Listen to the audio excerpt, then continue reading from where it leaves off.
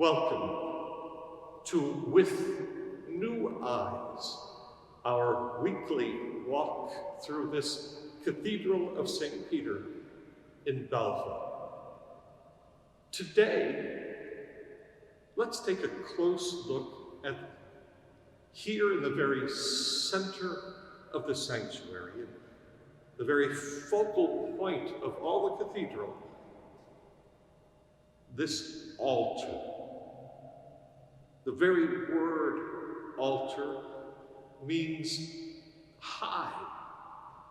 It comes from an ancient word. We get our word altitude from the same ancient word.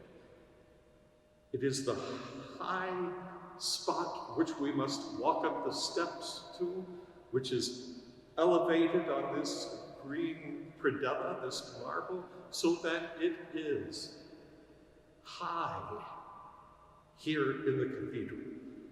Think of all the reverence that is given to the altar.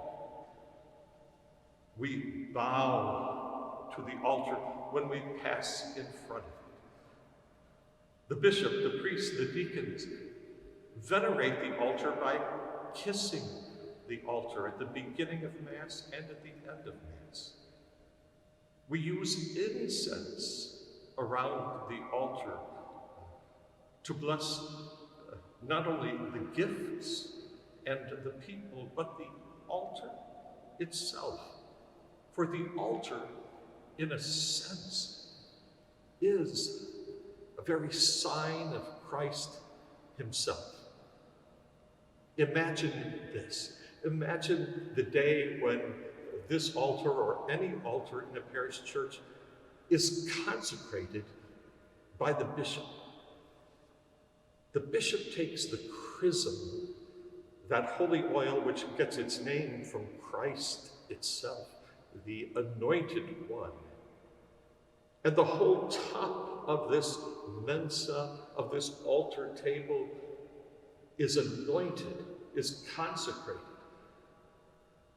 with much of the oil flowing on the top. The altar is then wrapped in the white linen cloth. The candles are lighted as a sign of Christ. The incense is placed to the altar so that it is a sign of our prayers going up. And on that consecration of an altar day, the bishop prays this very prayer: O Lord our God, may this altar be a place where the great mysteries of redemption are accomplished, a place where your people will offer their gifts, will unfold their good intentions, will pour out their prayers onto this altar in faith and in devotion. Oh, that great day of the consecration of an altar extends back 1,000, 2,000, 3,000 years to the people of the Old Testament, to our Jewish brothers and sisters. The altar, the rock, the stone of sacrifice of Noah, of Abraham, of Moses, the sacrifice, the altar of David, the altar, the great temple of Solomon.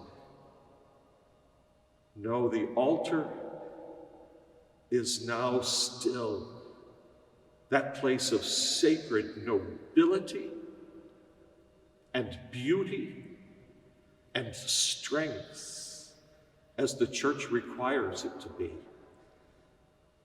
And that brings us here to this altar. This altar, fixed in this spot, is made of Italian marble, the finest marble in the world. The altar's dimensions are 6 foot by 8 feet by 1 foot thick, one solid piece a beautiful white Carrara marble. It is said, and I quote, "It is the finest single piece of solid Carrara in the United States." Now, some altars, when we think of them from centuries past, they look like tombs more than tables. But the altar is to be an altar which is fashioned as a table, still recalling that the medieval altars of Christianity were often built over the burial places of saints. Altars sort of looked like tombs, if you think about them. And that is kept alive even to this day by the relics of martyrs, which are placed under the altar, calling to mind those days when Mass was celebrated and altars were erected over the tombs of the martyrs, so that now this altar beneath has the relics of three ancient martyrs, Saint Laurentius, Saint Redemptus, and Saint Vincentius, that where the blood of Christ is given to us and offered to the Father is the very spot where the blood of martyrs was shed. It is an altar in the form of a table, because the sacrifice becomes our food. The bread and wine become the body and the blood of Christ. We see the paten which holds the sacred hosts. We see the chalice, which the blood of Christ is poured out for us. We see the missal for the prayers of the Mass. And from the four corners of this altar table, the body and blood of Christ go out into the world, north, south, east, west, so that all God's people may be fed. Whoever eats my flesh and drinks my blood will live forever, and I will raise him up on the last day. But the altar is more than just a table. It is the place of sacrifice.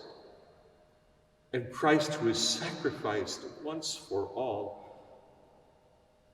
becomes for us now our spiritual food and drink.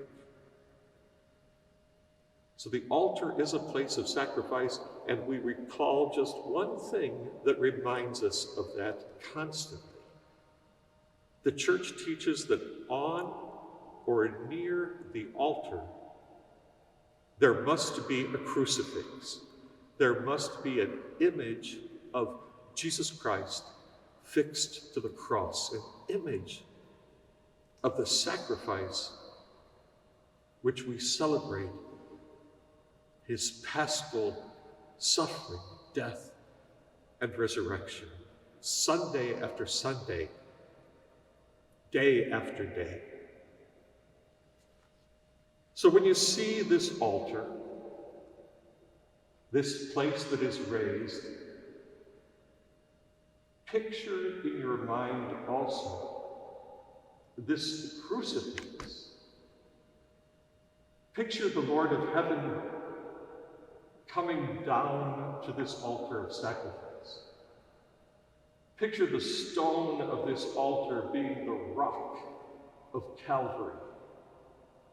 Picture the bread and wine on a table becoming the sacrifice of his body and blood to the Father, given to us. Look, whether it's the first time or the 1,000th time, look at this altar and see Jesus Christ with new eyes.